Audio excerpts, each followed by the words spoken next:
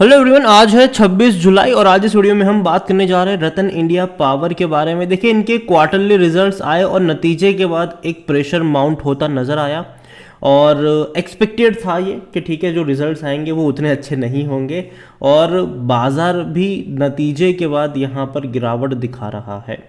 तकरीबन यहाँ पर हमें देखने को मिल रही है तकरीबन 4% की गिरावट कह सकते हो कि यहाँ पर आई है। बातचीत करेंगे रतन इंडिया पावर के बारे में कि यहाँ पर चल क्या रहा है, जो रिजल्ट्स आए हैं इनके Q1 के वो कैसे है, कमेंट्री यहाँ पर क्या कह रही है, फंडामेंटल्स इनके कैसे, सब कुछ डिस्कस करेंगे। लेकिन उससे पहले अगर आपने अभी तक चैनल को सब्सक्राइब नहीं किया है तो प्लीज़ अभी इसे सब्सक्राइब कर लीजिए, क्योंकि आगे भी बहुत सारे वीडियोस हैं जो आपको काफ़ी ज़्यादा हेल्प करेंगे। तो रतन इंडिया पावर का शेयर जो है वह 4% की गिरावट पर बैठा हुआ है और अगर हम देखें पिछले एक महीने में तो एक महीने में 12% गिरा है। लेकिन इस बीच अगर आप देखो तो एक गिरावट आई, तेज़ी दिखाई, लंबे समय तक गिरता रहा, वापस बड़ा अटेम्प्ट करा इसने तेज़ी दिखाने का और आज एक झटके में ये गिर रहा है। पिछले एक साल की भी अगर हम बात करेंगे, अगर करें तो पिछले एक साल में तकरीबन 30-31% का ग्रोथ ज़रूर है। एक तेज़ी हमने देखी थी, बड़ी रफ्तार थी यहाँ पर, उसके बाद लगातार बहुत बड़े लंबे करेक्शन से गुजरा, दोबारा तेज़ी बनी। और देखो, ये 5 रुपये 5.5 की रेंज में जब भी गया है, इससे पहले भी गया था, वहाँ से करेक्शन आया था, इस बार भी गया, करेक्शन आया, अभी अटेम्प्ट कर रहा है, लेकिन नतीजे के बाद दोबारा करेक्शन एक्सपेक्टेड यहाँ पर ज़रूर है।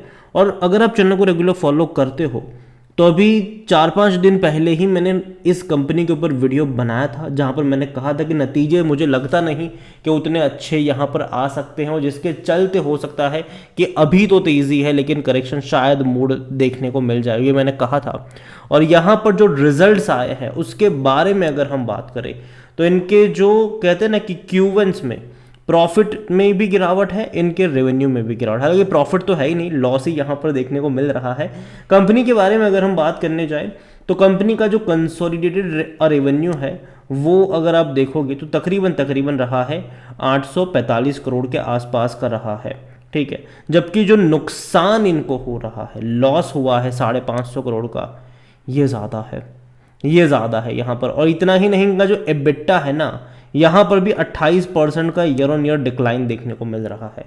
तो कंपनी के नंबर्स जो है वो उतने अच्छे यहाँ पर नहीं आए हैं। कंपनी का रेवेन्यू मुश्किल से 850 करोड़ का है और उसमें भी कंपनी अगर 550 करोड़ का लॉस करे तो किसी भी लिहाज से वो अप्रिशिएटेड नहीं होता। यहाँ पे इनका ऑपरेटिंग प्रॉफिट मार्जिन भी अगर आप देखो तो 18.5% का देखने को मिल रहा है इन जून क्वार्टर, फ्रॉम 26%। इन पर पिछले साल इनका ऑपरेटिंग प्रॉफिट मार्जिन 26% का था, अभी ये घट गया 18% हो गया है। जिसका रीज़न ये है कि फ्यूल कॉस्ट हायर है, पावर कॉस्ट हायर है, water consumption along with the rise in employ benefit expenses. तो देखा जाए तो भैया फ्यूल कॉस्ट बड़ी है, एम्प्लॉय बेनिफिट एक्सपेंसेस भी इनको खर्च करने पड़ रहे हैं, ये सारी चीज़ें हैं। रतन इंडिया पावर अगर आप देखो तो प्राइवेट पावर जनरेशन कंपनी है जिसकी इंस्टॉल कैपेसिटी जो है वो 2700 मेगावाट के आसपास की है। थर्मल पावर प्लांट यहाँ पर जो इनका अमरावती एंड नासिक में है, महाराष्ट्र में, जो कि है अच्छा, ठीक है, नो डाउट।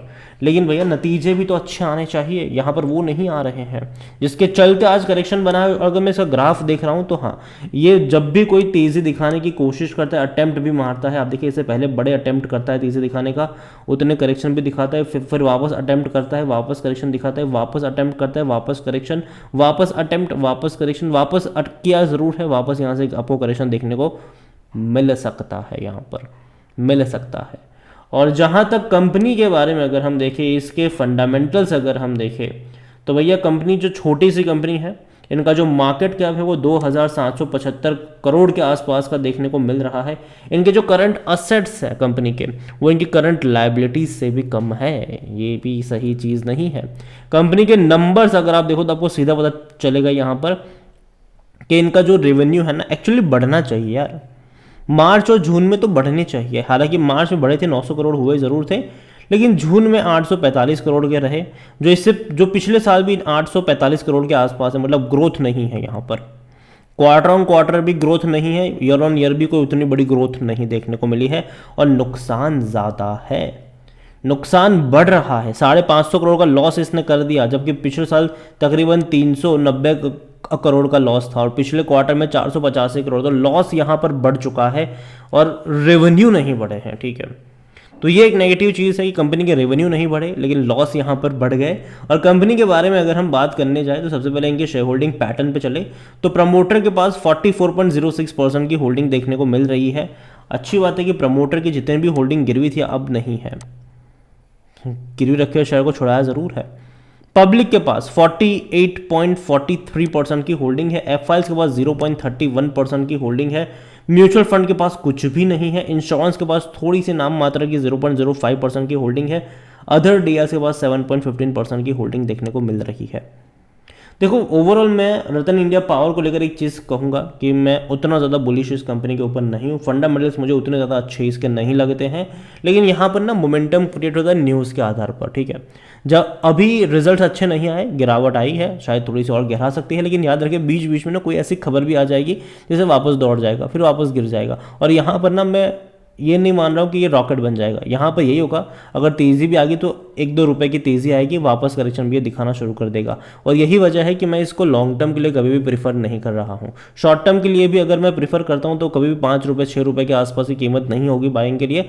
अगर आपको रिस्क यहाँ पर ज़्यादा नहीं लेना है तो जो बाइंग प्राइस आपकी होनी चाहिए वो 2-3 रुपये के आसपास की होनी चाहिए अगर ये जाता है तो।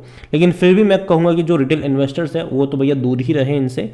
ये कंपनी मुझे अभी भी उतना ज़्यादा कॉन्फिडेंस नहीं दे रही है और यही वजह है कि मैं अभी के लिए यहाँ से थोड़ी सी दूरी बनाना पसंद करूँगा। नतीजे जो थे एक्सपेक्टेड थे कि ऐसे ही आएंगे।